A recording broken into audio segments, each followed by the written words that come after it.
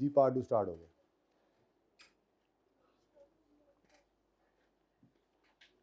Zoom in करूं? ये पहली 5 एडजस्टमेंट है। अगर कोई इस तरह से लेना चाहे पिक्चर जिसकी ना आई हो कुछ,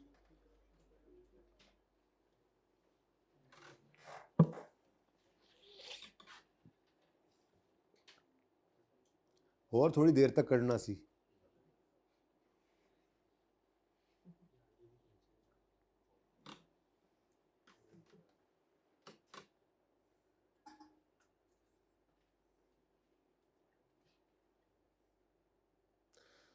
लो जी, अब काम खत्म। अब गलत प्रॉफिट्स उठाओ, यही में लिख लेते हैं, साथ ही लिख लेते हैं यहाँ पे अनएडजस्टेड प्रॉफिट। कौन कौन से वाला? ग्रॉस वाला और नेट वाला, दोनों। गप नप।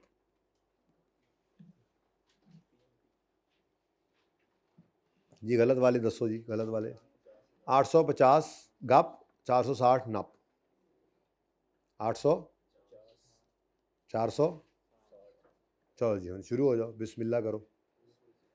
सबसे पहले आपने घबराना नहीं है और परचेजेस को देखें। ये जीपी से ऊपर का आइटम है, तो परचेजेस क्रेडिट मतलब कम। परचेज कम होंगी तो उस वजह से कॉस्ट ऑफ सेल्स कम होगी। Cost of sale is an expense. Expense के कम होने से प्रॉफिट बढ़ेगा। वो कौन सा प्रॉफिट होगा? भाई इतने ही पूरा ही लिखो, फिर सारा सवाल मुकम्मल किया जे। इतने तुम 1000 च लिखा छड़िया मैंने, 4,60,000।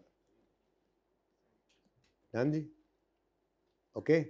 अच्छा जी, तो एडजस्टमेंट नंबर 1 की वजह से अब परचेजेस कम तो कॉस्ट ऑफ सेल कम। Cost of sale is an expense. Expense कम हो तो प्रॉफिट जाएगा बढ़। कितने से? अब ये पॉजिटिव। अब मुझे पता है कि आपको भी पता है कि इस जीपी का बढ़ना अल्टीमेटली नेट प्रॉफिट को भी बढ़ाता है, लेकिन आपने ये एक ही बार लेना है। इनफैक्ट जैसे हम एंड पे लिया करते हैं, हमारा अपना जुगाड़ है ना यहाँ पे, ठीक है। चलें आगे। जीपी से ऊपर वाली चीज़ है, जीपी से नीचे वाली कोई है फिगर, इस कोई है चीज़ जो इस एडजस्टमेंट में नजर आ रही हो? भाई दूसरा तो क्रेडिटर है, वो तो बैलेंस शीट का आइटम है। बैलेंस शीट के आइटम ने प्रॉफिट को थोड़ा हिट करना है। चलें आगे। Next, purchases debit. अब ये जीपी से ऊपर वाला आइटम है। परचेजेस का डेबिट होना, बढ़ना, ये कॉस्ट ऑफ सेल को बढ़ाता है, क्योंकि आपको पता है ना कॉस्ट ऑफ सेल के डिब्बे के अंदर परचेजेस की फिगर पॉजिटिव है, तो ये जितना बढ़ेगी, सब आसपास वालों को जगा दें, जितना बढ़ेगी उतना उस डिब्बे का टोटल बढ़ेगा। ठीक है, ये तो जाग ही रहा है, जो सो रहे हैं उनको जगा दें जी। ऊपर से ढक्कन खोल के चीज़ें फेंकेंगे तो वो बढ़ेगी। और क्लोजिंग स्टॉक याद है आपको, कहा था टूटी है, टूटी माइनस हो रहा है, वो जितना बढ़ेगी उतना वो कॉस्ट ऑफ सेल का डिब्बा वो कम होता चला जाएगा। हर कोई अपने हमसाये को चेक कर ले, किसी का कोई हमसाया सो रहा है तो उसको जगा दे, हर कोई दोनों तरफ के हमसाये को चेक कर ले जी। जाग रहे, जो चेक करने का कहा है यार, तो कैसे चेक कर? चुंडी बैठ के चेक किया तू। अच्छा जी, मुझे पता है आप लोग काफ़ी सफ़र करके आए, थके हुए हैं, मुझे पता है।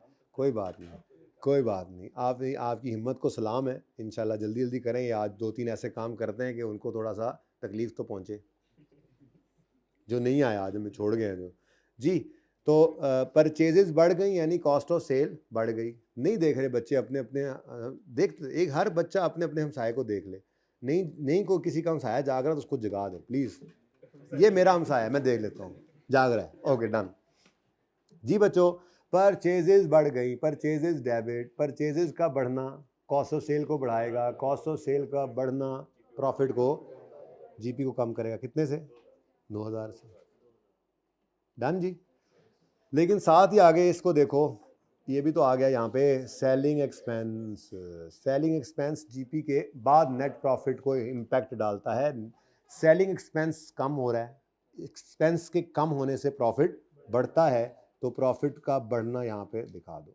अब आमने सामने इस तरह से आ रहे हैं।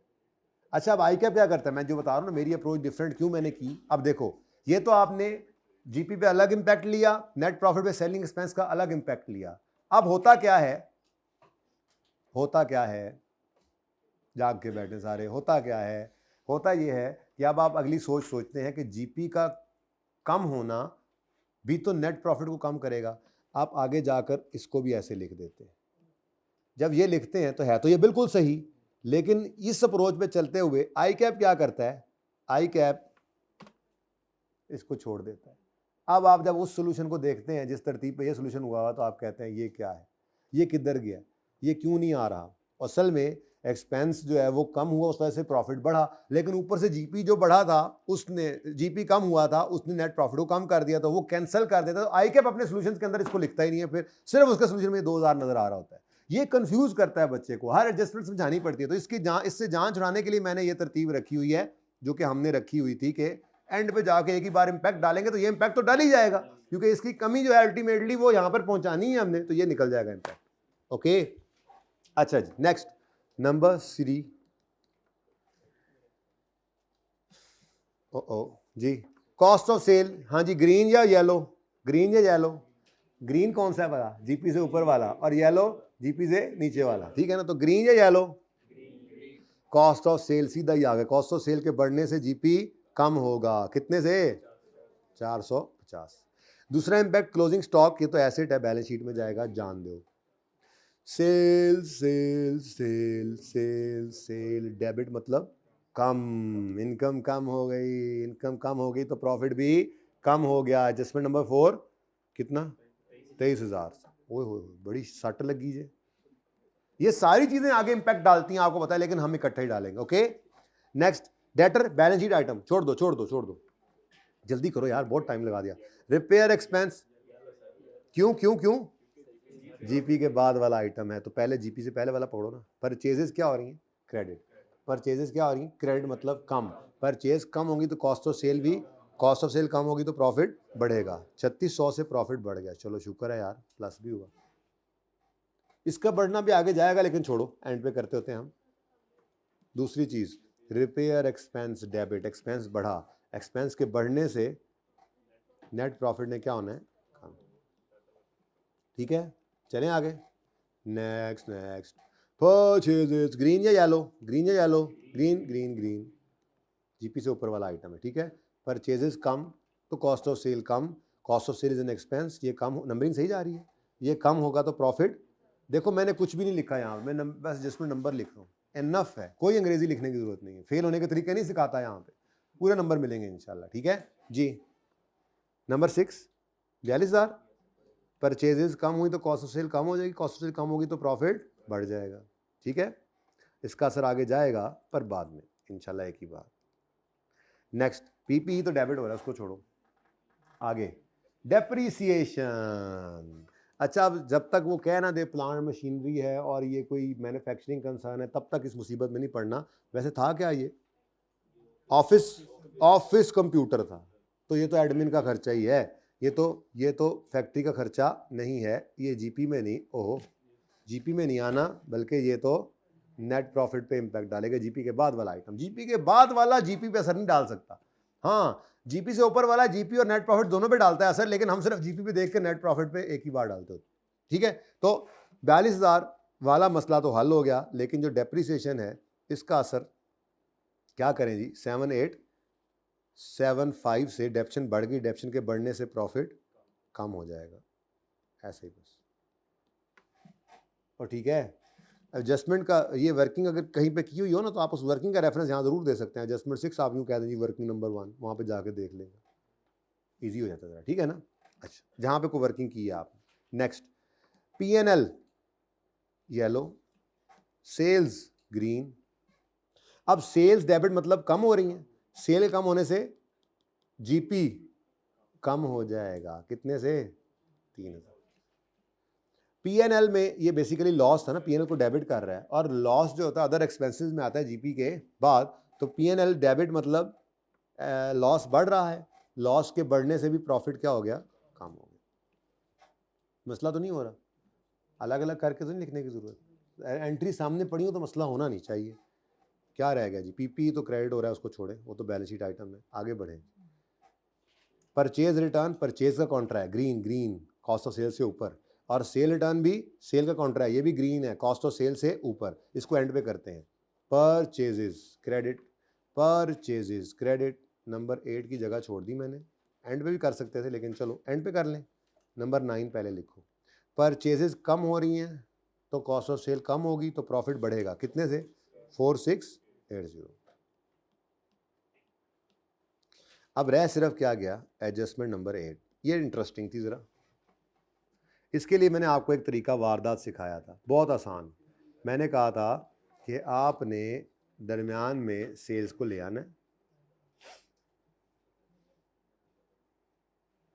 ठीक है जी, सेल को दरमियान में ले आओ तो कम बन जाना है इंशाल्लाह। टेंशन नहीं लेनी, फिर सही करोगे इंशाल्लाह आप जी। परचेज रिटर्न क्या हो रही है जी? परचेज रिटर्न क्या हो रही है जी? क्रेडिट मतलब कम कम। परचेज रिटर्न बढ़ती है तो क्रेडिट होती है, परचेज बढ़े तो डेबिट, परचेज रिटर्न बढ़े तो इसका मतलब परचेज रिटर्न बढ़ी। परचेज रिटर्न का बढ़ना मतलब परचेजेस की कमी है। मैं प्रॉफिट की बात कभी ना करूं। कॉन्ट्रा परचेज है ना, तो जब इसने बढ़ना है तो परचेजेस ने कम होना है, ऑपोजिट है ना। नहीं समझ आई?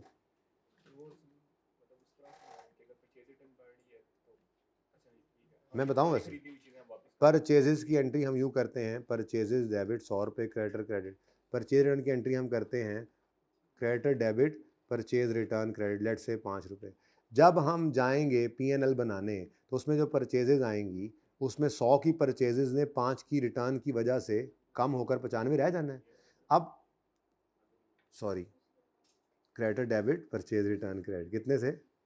अब ये जो परचेज रिटर्न का बढ़ना ही है ना, क्रेडिट नेचर की चीज़ है, इसका बढ़ना अल्टीमेटली क्या कर गया? इसका बढ़ना इस परचेज को कम कर गया। तो मैं ये डायरेक्ट बोल रहा हूँ, बस बात समझ आई? ठीक है जी। तो कहाँ था ये? परचेज कम हो गई। और दूसरी चीज़ क्या है? Cell return. Cell return credit हो रही है। सेल रिटर्न जब बढ़ती है तो डेबिट होती है, जब क्रेडिट हो रही है तो मतलब सेल रिटर्न कम हो रही है। अब ये सिंपल सी बात है, सेल रिटर्न पे सोच, सेल रिटर्न और परचेज रिटर्न को सोचो, बढ़ रही है या कम हो रही है। अब चूंकि ये सेल और परचेज का काउंटर है तो जाहिर सी बात है ऑपोजिट है। अगर सेल रिटर्न बढ़ रही है तो इसका मतलब ये तो कभी नहीं हो सकता कि सेल बढ़ जाएगी। कॉन्ट्रा सेल जो है तो सेल, कभी ऐसा हुआ कि अक्यूमुलेटेड एसेट के बढ़ने से एसेट बढ़ गया हो? हमेशा कम ही होता है ना, क्योंकि वो कॉन्ट्रा एसेट है। कभी ऐसा हुआ कि प्रोविजन के बढ़ने से डेटर बढ़ गए हो? नहीं, क्योंकि वो कॉन्ट्रा डेटर है, उसके बढ़ने से डेटर ने कम ही होना है। तो कभी भी ऐसा नहीं होगा सेल रिटर्न के बढ़ने से सेल बढ़ जाए या परचेज रिटर्न के बढ़ने से परचेज बढ़ जाए। तो सिर्फ परचेज रिटर्न सेल रिटर्न को सोचो यार, दूसरा ऑपोजिट इंपैक्ट है बस। तो सेल रिटर्न क्रेडिट सोचो, सेल रिटर्न जब रिकॉर्ड करते हैं तो सेल रिटर्न की एंट्री होती है डेबिट और डेटर क्रेडिट, यानी सेल रिटर्न बढ़ती है तो डेबिट करते हैं। इस रेक्टिफिकेशन में क्या हो रही है? सेल रिटर्न क्रेडिट मतलब कम। अगर ये क्रेडिट हो रही है तो फिर आंखें बंद करके सेल्स को बढ़ा लो। अब जैसे ही आप यहां पे पहुंचे, अब आपके लिए कोई मुश्किल रह ही नहीं गई। आपने क्या किया? आपने परचेज रिटर्न और सेल रिटर्न को यहां से सोच लिया और उसके बाद अब इससे आपका इंपैक्ट निकालना बहुत आसान है। Purchase is an expense, purchase cost of sale कम करती है, cost of sale is an expense, तो एक्सपेंस कम होगा तो प्रॉफिट बढ़ेगा। कितने से? 67। कितने गया ये? 6700 से जीपी बढ़ गया। बोलो, ये दोनों जीपी से ऊपर वाले हैं, क्या ख्याल है? और दूसरा, सेल के बढ़ने से भी प्रॉफिट बढ़ गया, तो प्रॉफिट का बढ़ना जीपी को बढ़ा देगा। ठीक है, ये दोनों ही एडजस्टमेंट 8 के असरात हैं और अल्टीमेटली एंड तक भी जाएंगे। ठीक है, अब जी मुझे जल्दी से बताओ कि आपका जीपी एडजस्ट होकर नेट टोटल में एडजस्टमेंट सारी करने के बाद आपके जीपी का क्या हाल है? अब ठीक ठाक है? वो सेहत तबीयत ठीक है उसकी? पेट खराब हो गया उसका? थोड़ा खाना था ना उसने जी। एडजस्टेड प्रॉफिट है, 9 नहीं लिखा, ये ऐड होगा, उल्टा लिख गया हूँ। Let me check. Purchase return, sorry, अच्छा वो परचेजेस कम हुई हैं तो प्रॉफिट बढ़ेगा। सिरों ही ले गए। आज सही है भाई? आप सही है, जज़ाकल्लाह मेरी इस्लाह करने के लिए। जल्दी बोलें आप। 8889389380 को मसला कंफर्म कर लें जी, वाकई कंफर्म कर लें।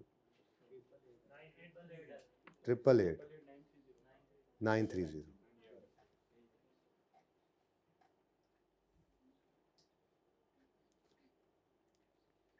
जी। अच्छा, अब नेट प्रॉफिट डायरेक्ट नहीं निकाल लेना, इधर देखो जीपी पे क्या असर पड़ा है। जीपी 850 से, अच्छा जो हमने उस दिन सवाल किया था उसमें शायद ये जीपी कम हुआ था, है ना, गलतियां सही करने के बाद जीपी कम हुआ था, तो उसका इम्पैक्ट हमने आगे नेट प्रॉफिट पे कम करके डाल दिया। आज क्या हो रहा है, सारी गलतियां सही करने के बाद 850 वाला जीपी 888 पे पहुंच गया, बढ़ गया, ठीक है। तो कितना बढ़ा है, अब इधर देखो इम्पैक्ट ऑफ जीपी, लेकिन इम्पैक्ट ऑफ जीपी जीपी पे ही ना डाल देना, ठीक है। तो इम्पैक्ट ऑन ऑफ जीपी जो है वो नेट प्रॉफिट पे डलेगा, और वो इम्पैक्ट क्या डलेगा, बताओ जी कितना डिफरेंस आया है। यहाँ पे मैं लिख देता हूँ जी, 888 930 माइनस 850 000, आंसर इज 38, बढ़ा दें या कम, 930, बढ़ा दें या कम करें, बढ़ा दें, जीपी बढ़ा है, जीपी बढ़ा है तो आपने नेट प्रॉफिट को भी बढ़ाना है, टोटल इंपैक्ट एक ही बार ले लिया, ठीक है। अब बताओ नेट प्रॉफिट 487 455, जरा सोल्यूशन देखो, यही है, तरीका नहीं देखना, एंड वाला सोल्यूशन देख लो, किसी के पास है नहीं, अच्छा ठहर जाए,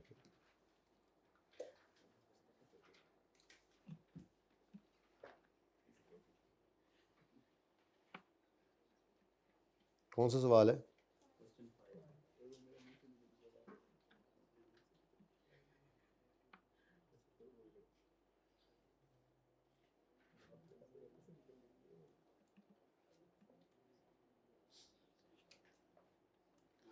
जी बच्चों।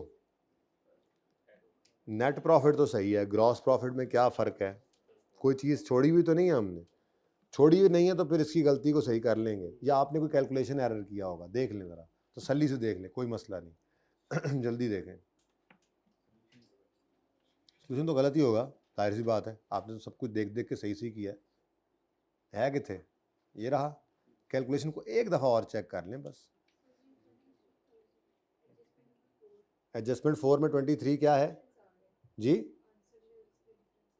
हाँ फिर वो पुराना सोल्यूशन ही पड़ा हुआ है, ये क्या था, ये डिस्काउंट था ना, ये सेल डिस्काउंट था ना, डिस्काउंट अलाउड किसी ज़माने के अंदर, वो डिफरेंट है, ठीक है छोड़ें, और यही 23,000 का डिफरेंस है बस, ये अगर गायब कर दें तो बिल्कुल मैच कर जाता है, नीचे जाके इसीलिए मैच हो रहा है ना कि वो 23,000 उन्होंने आगे डाला हुआ होगा as a selling expense, selling expense तो नहीं था ना, अब नहीं है जी, डिस्काउंट अलाउड पहले सेलिंग एक्सपेंस होता था, अब वो कहते हैं सेल में से ही नेट करो, छोड़ें जी, सॉरी मैं चेक कर लूँगा इसको, इसको भी लिख देता हूँ, आप इसकी पिक्चर ले लें ताकि आपके पास तो सोल्यूशन हो,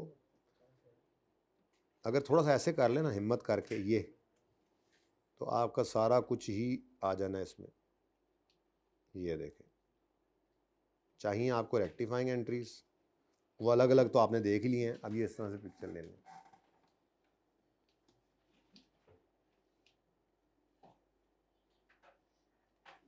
तेईस हज़ार निकाल दें तो बस सही है सब, ये भी सही है, और वो आगे भी तो 23,000 पड़ा होगा ना, फिर उस तरह से वो काम चलाया होगा,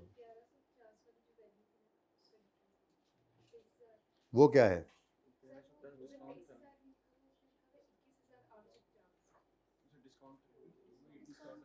डिस्काउंट को सेलिंग एक्सपेंस लिए तो था ना पहले, चले ठीक है मैं करवा दूंगा सही इसको, आपके लिए ये सोल्यूशन है सही बेटा, इसको नोट कर लें जल्दी से, मतलब पिक्चर ले लें ताकि आप, और ये अपना नोट करके ना एक सफ़े के ऊपर लिख के तो उसको चिस्पा कर लीजिएगा अपनी बुक के अंदर उस सोल्यूशन के ऊपर,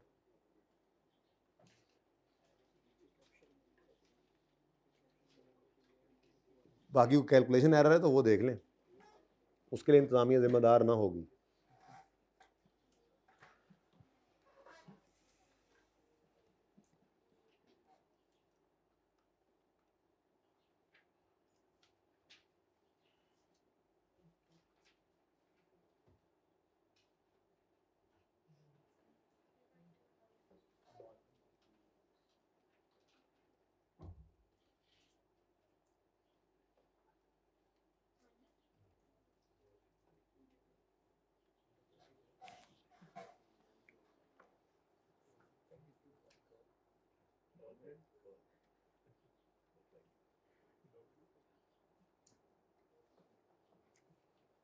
जी जल्दी से कैलकुलेशन कंफर्म कर लें, बस फिर चलें आगे। अब बस करें, अब इसकी जान छोड़ दें अब।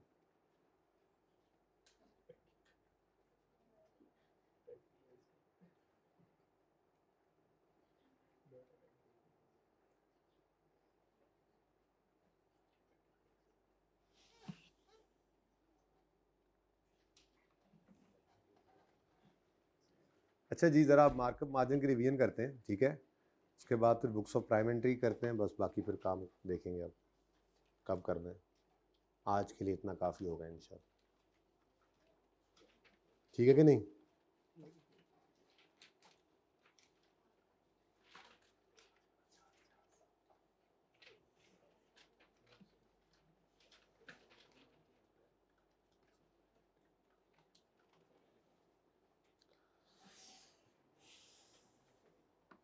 जहाँ कहीं मैंने डेटर्स की रिवीजन कराई है वो याद है, उसी के करीब करीब मैं इसकी भी करा दूँ ना अगर रिवीजन। ओए होए होए, कमाल है। इसका कोई सवाल कोई नहीं मैंने कराना, रिवीजन बस करानी है इसकी।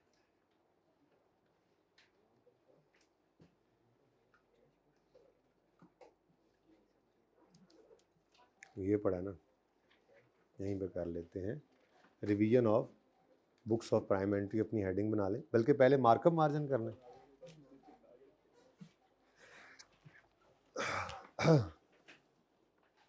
भी पेज नंबर ये भी नहीं है आपके पास, चलें इस पर तो गुजारा करें, लिख लें अपने पास किताबों में पेज नंबर 377। मैं फिर उससे अगला काम बुक वाला करना ही नहीं, बस इसीलिए बुक्स ऑफ प्राइम एंट्री को ख्याल होता तो मैं वो करवा देता, ये भी कर। जी लिखें पेज नंबर 377 वॉल्यूम 1 का, ठीक है ना? उस पर ये मार्कअप मार्जिन वाले सवाल पढ़ें, ये फिर जाके आप करेंगे इंशाल्लाह, ठीक है? देख लेंगे, बस करवा तो मैं रहा हूँ सारे।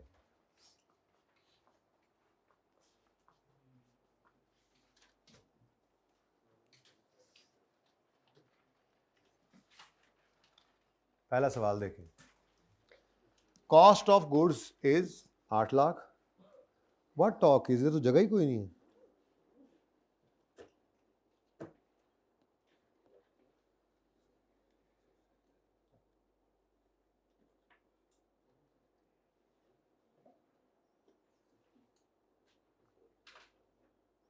फिर 54 आ गया, थोड़ी देर पहले कौन सा मिटाया था? हो ये भी ज़माना था।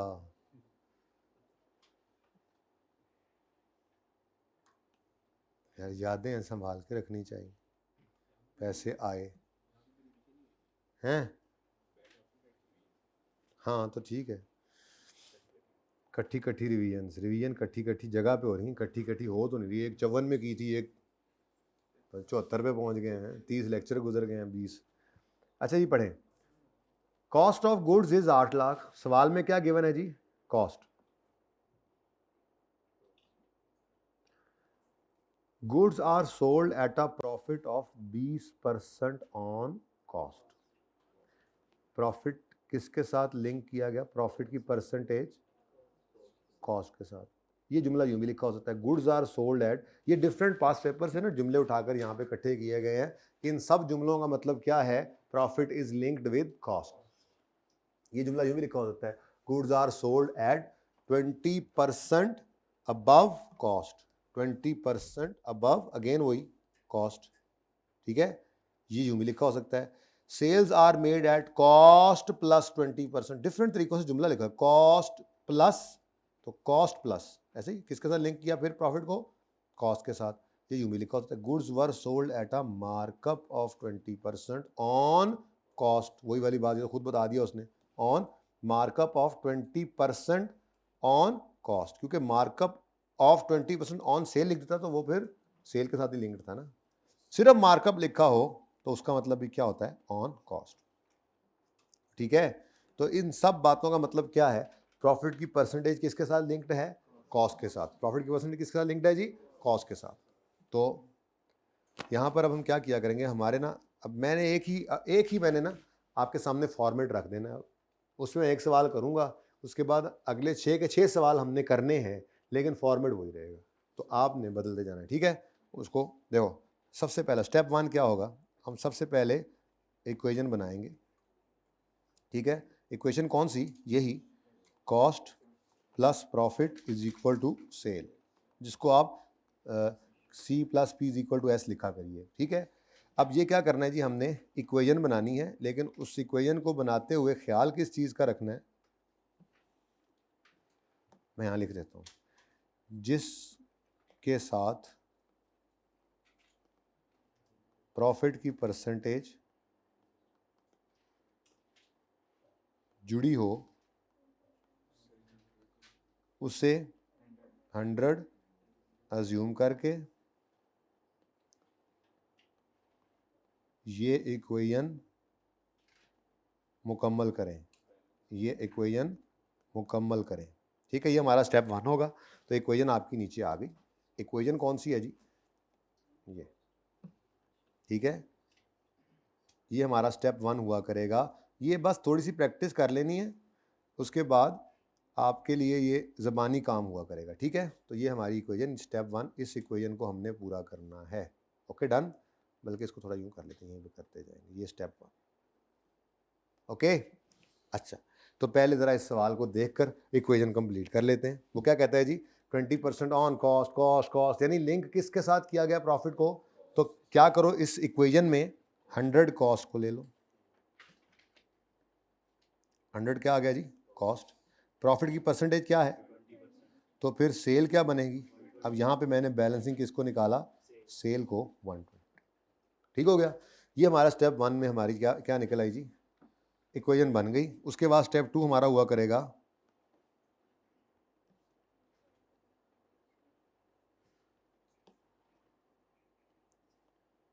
रिक्वायर्ड अमाउंट निकालने के लिए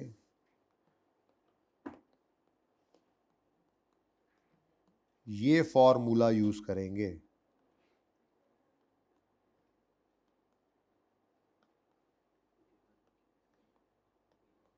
मशहूर ज़माना फॉर्मूला है। बेसिकली तो ये यूनिटरी मेथड ही है, लेकिन यूनिटरी मेथड के 3 स्टेप्स की बजाय, वही बचपन में 5वीं 6वीं में आप करके आए थे यूनिटरी मेथड, उसकी बजाय एक फॉर्मूला, बस वही जो आखिरी स्टेप होता है वो लिख देना है, बस उसको आपने याद रख लेना है। सिचुएशन 1000 बदल जाएं, आपकी इन 2 स्टेप्स से, इस तरतीब से चीज़ निकलेगी नहीं, ये फ़ायदा है इसका, ठीक है। तो फॉर्मूला क्या है जी? रिक्वायर्ड अमाउंट निकाल रहे हैं ना, रिक्वायर्ड अमाउंट। तो रिक्वायर्ड अमाउंट निकालने के लिए आपने जो सवाल में गिवन हो अमाउंट, उस गिवन अमाउंट को आपने डिवाइड कर देना है उसी की परसेंटेज से। गिवन अमाउंट की परसेंटेज से डिवाइड करना है और रिक्वायर्ड अमाउंट की परसेंटेज से मल्टीप्लाई कर देना है। इतनी सी बात है बस। ये मार्कअप मार्जिन था जिसके लिए आप इतना इंतज़ार कर रहे थे कब से। वो 1000 सिचुएशंस बनाता रहे, एक मिनट, वो 1000 सिचुएशन बनाता रहे, आपको कोई मसला होने वाला नहीं है। ये जी हमारा दूसरा स्टेप है। इसी के अंदर अब मैं सवाल बदलता जाऊंगा ना हर दफ़ा, ठीक है। तो रिक्वायर्ड अमाउंट निकालनी है तो आप ये फॉर्मूला यूज़ कर सकते हैं। अब सवाल पढ़ते हैं, उसने रिक्वायर क्या किया है। कहता है जी कैलकुलेट सेल्स, कैलकुलेट सेल्स। तो रिक्वायर्ड अमाउंट क्या है जी? सेल्स। अब सवाल में गिवन क्या है? जाहिर सी बात है, अगर सेल उसने कैलकुलेट करवाई है तो वो सेल तो गिवन नहीं करेगा। क्या ख्याल है? सेल तो उसने कहा है ना कैलकुलेट करो, तो गिवन तो फिर कोई और चीज़ होगी। प्रॉफिट भी हो सकता है, कॉस्ट भी हो सकती है। सवाल में क्या गिवन है? सवाल में पहली लाइन चेक करो ज़रा, cost of goods is 8 lakh. तो भाई कॉस्ट गिवन है, गिवन अमाउंट क्या है जी हमारे पास, और इसकी परसेंटेज। अब ऊपर इक्वेशन में देखो तो कॉस्ट की परसेंटेज जो गिवन क्या है, कॉस्ट गिवन क्या है, कॉस्ट। अपनी इक्वेशन में देखो तो कॉस्ट क्या है, 100 या 120? 100 या 120 या 20? कॉस्ट क्या है इसमें से? 100 है। तो आपने इसको 100 से डिवाइड कर देना और मल्टीप्लाई करना है आपने इसको जो चीज़ रिक्वायर्ड है उसकी परसेंटेज से। रिक्वायर्ड क्या है? सेल। रिक्वायर्ड जो अमाउंट है उसकी परसेंटेज आपकी इक्वेशन के अंदर 100 है, 20 है या 120 है। तो मल्टीप्लाई कर दो 120 से, आंसर क्या आता है? 9,60,000। अगर आप गौर फरमाएं ना बच्चों, तो यही काम मैंने आपको थोड़ी देर पहले करके दिखाया था सवाल में। बस तरतीब ये नहीं थी। ठीक है, आप देखना चाहेंगे, उम्मीद है।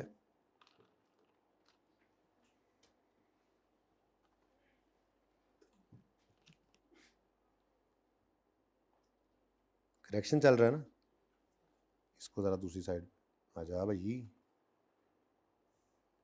कौन से पेज पे था सवाल नंबर जो भी हमने किया? वहाँ पे मैंने डायरेक्ट एक काम किया हुआ था। ये देखो मैंने यहाँ पे क्या किया था, ये डायरेक्ट ब्रैकेट के अंदर लिखा था ना यहाँ पे, ये 4500 एडजस्टमेंट 5 में देखो तो 4500 सेल वैल्यू है। 4500 क्या है? Sale value. ठीक है, हमें क्या चाहिए? कॉस्ट। क्यों चाहिए कॉस्ट? क्योंकि ये एंट्री हमने करनी किससे है? कॉस्ट से। अब ये उलझाओ होता है सवालों में, मुख्तलिफ सवालों के अंदर ऐसे आता है। अब इसमें सवाल में उसने क्या बोला था आखिरी लाइन में कि कॉस्ट प्लस मार्कअप ऑफ 25%, मतलब प्रॉफिट किसके साथ लिंक्ड है? कॉस्ट के साथ। तो मैंने यहां पर यही तो किया था, कॉस्ट को 100 लिया, प्रॉफिट 25 लिखा, बैलेंसिंग 125 निकल आया। पहले काम कर लिया ना कई दफा, अब थोड़ा इजी लग रहा है। अब गिवन क्या है? सेल। चाहिए क्या है? कॉस्ट। ऐसा ही है ना? अब ये उलट हो गया, तो सेल को पकड़ा, 4500 डिवाइड करना है सेल की परसेंटेज से, 125 मल्टीप्लाई करना है, रिक्वायर्ड कॉस्ट है 100 से। ये अगला सवाल आना है, ये वाला सवाल नहीं है, इससे अगले सवाल ऐसे आ रहे हैं। यही काम किया था, 4500 डिवाइड बाई 125, सेल को डिवाइड किया सेल की परसेंटेज से, चाहिए कॉस्ट, मल्टीप्लाई कर दिया कॉस्ट की परसेंटेज से, आंसर है। ठीक है, और भी कई जगहों पर हमने ये काम किया था, जाके घर बैठ के देख लेना। अच्छा, एक काम और भी हो सकता है यहां पर, वो ये भी कह सकता था कैलकुलेट सेल, और ये भी कह सकता था प्रॉफिट। अच्छा, अगर तो सेल भी पहले निकाल ली है तो फिर सेल और कॉस्ट का डिफरेंस 160 प्रॉफिट डायरेक्ट भी निकल सकता है। लेकिन अगर सेल ना कही हो, डायरेक्ट प्रॉफिट चाहिए हो, तो पागल है, पहले सेल निकाले फिर कॉस्ट निकाल फिर प्रॉफिट निकाले। हम प्रॉफिट भी डायरेक्ट निकाल सकते हैं। गिवन अमाउंट वही है 8 लाख, बोलो गिवन अमाउंट वही 8 लाख है, और गिवन अमाउंट की परसेंटेज सवाल के अंदर गिवन है, मतलब ऊपर इक्वेशन में 100, रिक्वायर्ड क्या है अब? प्रॉफिट। तो इस इक्वेशन में देखो प्रॉफिट की परसेंटेज 20 है, तो इसको मल्टीप्लाई करो 20 से, आंसर क्या आ गया? वही 1,60,000। तो अगर डायरेक्ट का भी प्रॉफिट निकालना पड़ता है तो आप वो भी निकाल सकते हैं। अच्छा, कॉस्ट देकर सेल निकलवा ले, सेल देकर कॉस्ट निकलवा ले, उसकी मर्जी है ना जी। ठीक है, वो आपको प्रॉफिट देकर सेल या कॉस्ट निकलवा ले, लेकिन उसको परसेंटेजेस वगैरह सारी देनी पड़ेंगी फिर। Got it? चलें जी, ये मेरी तरफ से आपका क्वेश्चन नंबर 1 आ गया। ये कौन सा है? 1, इस तरह वाला 1। ठीक है जी, ये लें जी, जल्दी से इसको नोट करें। ये बस ये ऐसे ही रहना है, अब मैंने बस इसके अंदर चीज़ें बदलते जाना है। जल्दी करें, इसको नोट करने की बजाय अगला अगला सवाल करें, इसको नोट ना करें, अगला सवाल करें। ये क्या है जी? ये क्या है जी? Markup margin.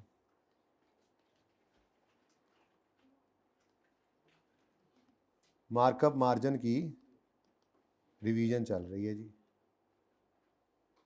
ठीक है,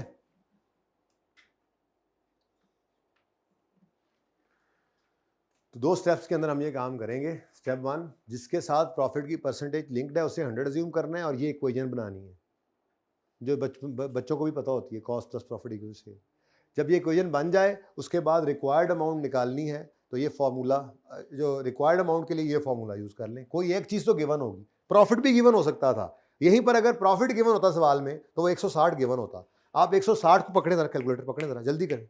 160 अगर प्रॉफिट गिवन होता और आपको चाहिए होती सेल्स, तो आप प्रॉफिट को पकड़ते, वो 160 होता। 160 प्रॉफिट है, उसकी परसेंटेज यहां देखो, तो डिवाइड करो उसको 20 से। सेल चाहिए, करो मल्टीप्लाई 120 से, क्या आता है? 960। आप 1000 एक सिचुएशंस बना लोगे, यहां से बाहर नहीं निकलेगा। इसलिए ये इस तरह से मैं करवाता हूं, हालांकि बच्चों ने किया ही होता है। ठीक है, ओके। अच्छा, आपको प्रॉफिट देकर कॉस्ट निकालनी पड़ जाए, वो भी निकाल सकते हो आप। प्रॉफिट गिवन होगा 160, वो गिवन होगा, एक चीज तो गिवन करेगा ना, और फिर परसेंटेजेस होंगी। तो पहले इक्वेशन बनी हुई है, आगे को मसला ही नहीं है। 160 का प्रॉफिट डिवाइडेड बाय उसकी परसेंटेज 20 मल्टीप्लाई बाय 100 करो, कितना आता है? 8 लाख। कोई एक चीज गिवन हो, इक्वेशन परसेंटेजेस गिवन हो, कोई एक चीज गिवन हो इन तीनों में से, तो दोनों निकल सकती हैं, जैसे आप निकालना चाहें। कुछ समझ आई?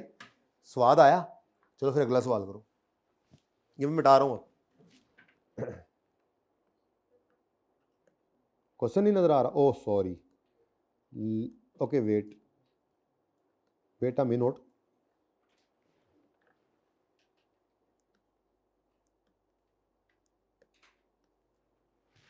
जी क्वेश्चन नंबर 2 देखें अब।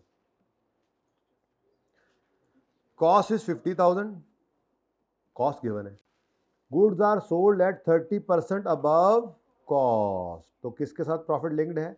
तो आप जरा जल्दी करें,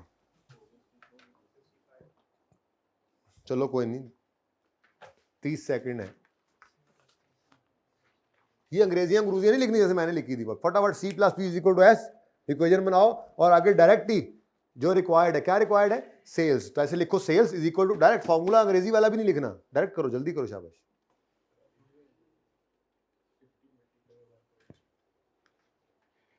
ज्यादा डायरेक्टर ना हो।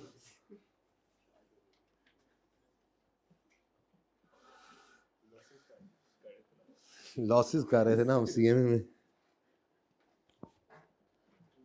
वहां पे ये करने के बाद वो किया था, बच्चों को ना छेड़ो। अच्छा जी, 50,000 गिवन है कॉस्ट और प्रॉफिट 30% अबव कॉस्ट, मतलब प्रॉफिट किसके साथ लिंक्ड है जी? अब हमारी ये इक्वेशन सामने आई, किसके साथ लिंक्ड है प्रॉफिट? तो इस इक्वेशन में 100 किसे लेंगे? आराम से देख लें एक दफा, एक और सवाल। 100 कॉस्ट आ गई, प्रॉफिट कितने परसेंट है? तो इक्वेशन में बैलेंसिंग 130 सेल आ गया। बोलो अब गिवन क्या है आपको? कॉस्ट, रिक्वायर्ड क्या है? वही सेल, दोबारा सेल रिक्वायर्ड है ना, तो 50,000 गिवन अमाउंट, ऊपर देखो इसकी परसेंटेज 100 है, कॉस्ट है 100, हमें चाहिए सेल, इसकी परसेंटेज 1, आंसर इज 65,000, ये फिर मिट गया, 65,000, डन जी। अगर प्रॉफिट निकालना पड़े तो कोई मसला है? प्रॉफिट निकालना तो गिवन तो वही हमें सवाल में कॉस्ट है, कोई कहे जी प्रॉफिट निकाल दो तो हम कहेंगे जी divided by 30 into profit, sorry divide by 100 into 30 जी। वैसे तो ज़मानी भी नजर आ रहा था, लेकिन चलो डन। नोट कर लिया होगा आपने, खुद ही कर लिया होगा नोट, क्या करना है आपने।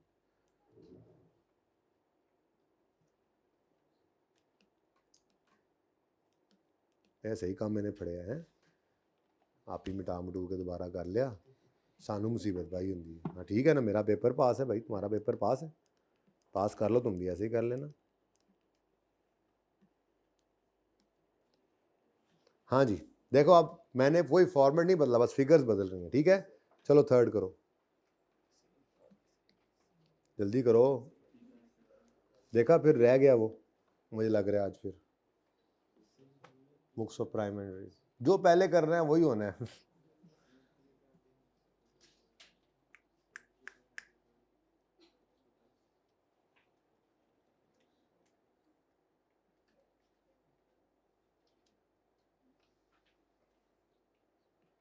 भाई साहब सेल गिवन है और कॉस्ट निकालनी है, ध्यान से देखो, कोई बात नहीं, मैंने तो आपको कहा है कुछ भी गिवन हो तो कोई भी चीज़ निकल सकती है, अपनी बेसिक्स पे रहो। पहली चीज़ क्या जहन में रखनी है कि जिसके साथ प्रॉफिट की परसेंटेज लिंक करे उसे 100 लो और इक्वेशन बना लो, फिर जो गिवन है उसको उसकी परसेंटेज से डिवाइड कर दो, जो रिक्वायर्ड है उसकी परसेंटेज से मल्टीप्लाई कर दो, आंसर आपके पास होगा। तो sale is 30,000, goods are sold at 10% markup, markup is, सिर्फ मार्कअप लिखा हो तो इसका मतलब होता है ऑन कॉस्ट। अच्छा अब याद एक ही रखना है, बस मार्कअप ऑन कॉस्ट होता है, तो इसके अलावा जो भी होगा वो ऑन सेल। लेकिन कंफ्यूजिंग बात क्या है, कभी जो वो यूँ लिख दे मार्कअप ऑन सेल, तो क्या मतलब, फिर मार्कअप को छोड़ देना, फिर वो कह रहा है ऑन सेल तो ऑन सेल ही लेना है, वो यूँ भी कर दिया करेगा, बाद में बताता हूँ, मार्जिन ऑन कॉस्ट, तो फिर उसका मतलब ऑन कॉस्ट है, खुद कह दे तो कॉस्ट, सिर्फ अकेला मार्जिन लिखा है पता नहीं वो क्या होता है, सिर्फ अकेला मार्कअप लिखा है तो वो क्या होगा, ऑन कॉस्ट, मार्जिन अभी बाद में आना है ना, ठीक है जी। अब मार्कअप का मतलब ऑन कॉस्ट, तो 10% ऑन कॉस्ट है, तो कॉस्ट किसको, 100 किसको लोगे, कॉस्ट को, ठीक है। प्रॉफिट की परसेंटेज 10, तो सेल बैलेंसिंग 110। सवाल में गिवन क्या है, आज सवाल में गिवन क्या है, सेल्स 30,000। अब ऊपर इक्वेशन नजर आ रही है, उसमें देखो क्या परसेंटेज, 110 इंटू क्या चाहिए, कॉस्ट चाहिए, अच्छा सॉरी यार, कॉस्ट ऑफ सेल चाहिए आपको, सेल गिवन है तो सेल की परसेंटेज से डिवाइड किया, मल्टीप्लाई किया हमने कॉस्ट से, आंसर इज 20।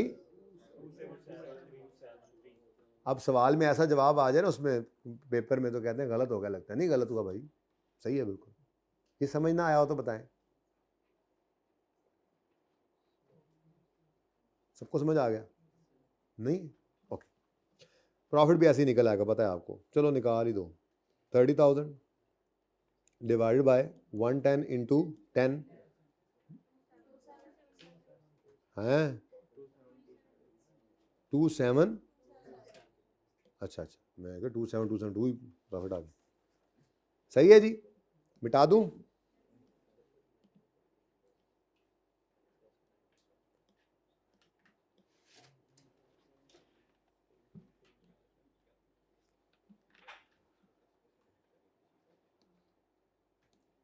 चलें जी, अब एक तो अगला सवाल भी नहीं पढ़ सकते यार।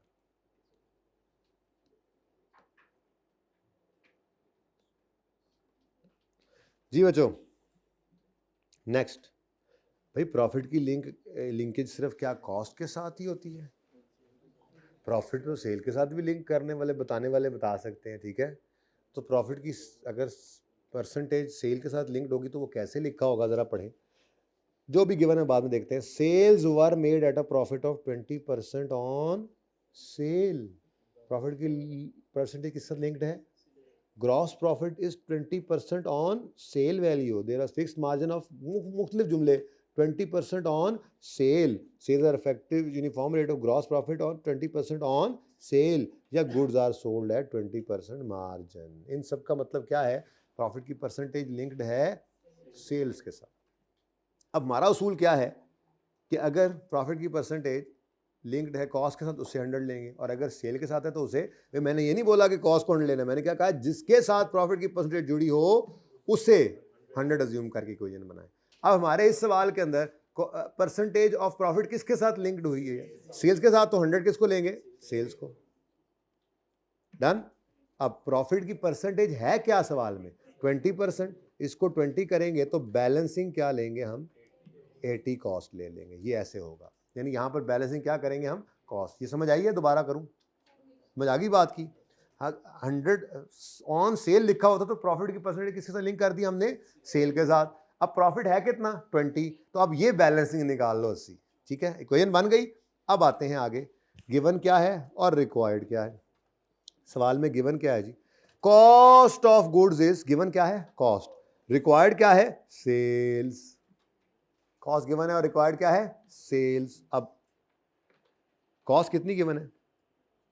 सॉरी मैं भूल गया बता, आपका किताब नहीं है। 4 लाख गिवन क्या है? कॉस्ट। और चाहिए क्या? सेल्स। रिक्वायर्ड अमाउंट क्या बन गई? सेल्स। गिवन क्या है? कॉस्ट। कितनी जी? 4 लाख। अब ये दो चीजें पर पहले देखो क्या चाहिए, नंबर 1। उसके बाद देखो क्या गिवन है, उसके बाद बस आप हैं और इक्वेशन है और ऊपर और नीचे फॉर्मूला। तो क्या चाहिए? सेल्स। क्या गिवन है? कॉस्ट। बस कल खत्म। गिवन कॉस्ट है तो ऊपर इक्वेशन में देखो कॉस्ट के सामने क्या परसेंटेज बन रही है? ये परसेंटेज बनी हुई है बेसिकली ऊपर क्या? 80। तो डिवाइड करो इसको 80 से, मल्टीप्लाई करो जो चाहिए क्या?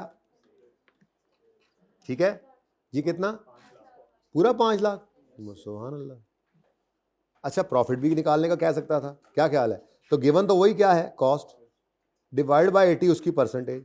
रिक्वायर्ड क्या है? प्रॉफिट इंटू 20 करो तो 1 लाख आना चाहिए। चेक करो 1 लाख ही आएगा। तो कोई भी चीज निकालनी हो इससे बाहर नहीं जाएगी। अब देखो, कभी सेल निकलवा रहे हैं, कभी कॉस्ट निकलवा रहे हैं, हम एक चीज कभी प्रॉफिट निकाल रहे हैं, कभी हम प्रॉफिट को लिंक कर रहे हैं कॉस्ट के साथ, कभी कर रहे हैं सेल के साथ, लेकिन हमारी अप्रोच नहीं बदली। तो जिंदगी आसान है, 2 चीजें बस याद रख लेंगे, उसी के अंदर मैं लिखी जा रहा हूं बार बार। क्या ख्याल है? बात समझ में आती है? एक और कर दें बस, फिर छुट्टी। एक और, सिर्फ एक और, ताकि ये वाला भी पक्का हो जाए। ठीक है, वो रह गया अब, क्या भला? Books of primary. पता नहीं क्या कुछ सोच के मैं एज यूजुअल आया होता हूँ। अच्छा, असेसमेंट भी हो जाएगी, टर्म टेस्ट भी हो जाएगा, पता नहीं।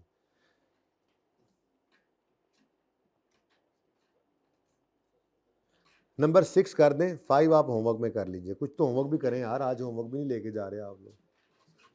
और टर्म टेस्ट का वो जो स्टेटमेंट इक्विटी वाला सवाल है आइए सेट के साथ मिक्स, वो जिसने नहीं किया वो आज लाजमी अटैम्प्ट कर ले उसको, वो मैं फिर करवा दूंगा।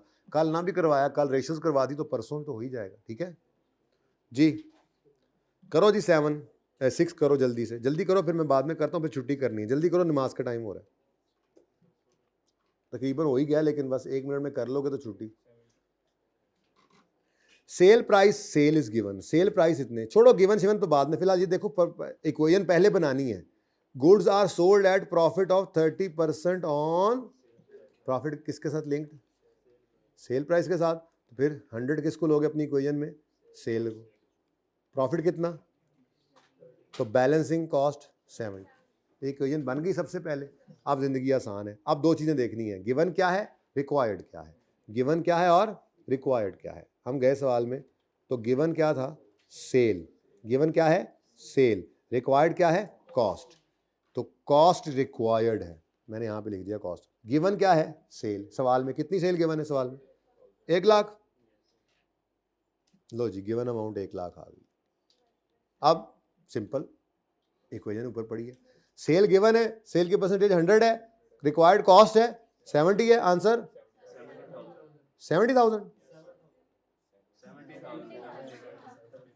जी। नेक्स्ट, प्रॉफिट भी मांग सकता था वो, 1 lakh given divided by 1 lakh की परसेंटेज है 100 ऊपर, सेल है ये, इंटू 30, तो वही 30,000 ही आना है,